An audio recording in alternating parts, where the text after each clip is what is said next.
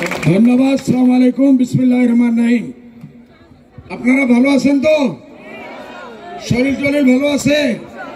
মা বোন রেডি আছে ভোট দেওয়ার জন্য? কাকে দিবেন ভোট? তালা চাবি দিবেন তো?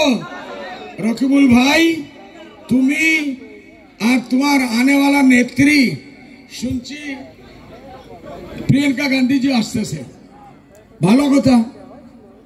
উনিও আজকের রেকর্ডিংটা খালি দেখো, নজরুল ভাই এখানে 1 লাখ মানুষ জমা করে দেখাই দিছে। আল্লাহর মেহরবানি, কালকে তোমাদের মিটিং নজরুল ভাই থেকে বড় হইতে লাগবো, নইলে বুঝিয়ালো তোমরা হারছো হারছো হারছো ইনশাআল্লাহ।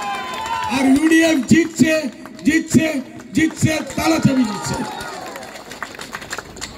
এখন রকিবুল সাহেবের তো কোনো এজেন্ডা নাই,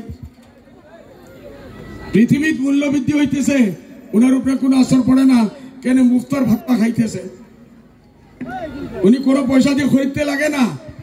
যে দোকানে গেলে এই 1000 টাকার বস্তু দিয়ে দিয়া দিয়ে দে, এখানে আইসে পয়সা উগ্রানির জন্য।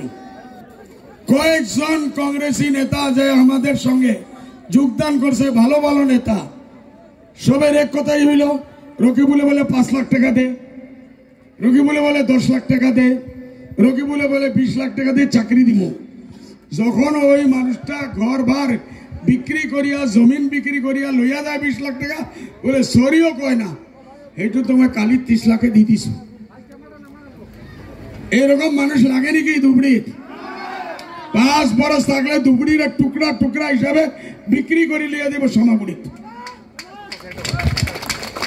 রকিবুলের ধুবড়ির কোনো ওয়ার্কারের উপরে ভরসা নাই, সামাগুড়ি থেকে মানুষ আনিয়া রাখছে, ওরাই তার হিসাব দেখে। কেন যদি নতুন মানুষ রাখে, চুরি ডাকাতির যত হিসাব হইতেছে, কালকে কে আমাদের হাতে বিক্রি হইয়া মিডিয়া দিয়ে বলিয়ে দিতে পারে। এর জন্য রকিবুলের আপনার উপরে আজকেও ভরসা নাই, কালকে থাকবো নাকি? কালকে থাকবো নাকি? রকিবুলের চশমা লাগাইতে লাগে। এরা এক কথাই বলে, হুজুরে কি করলে তুমি?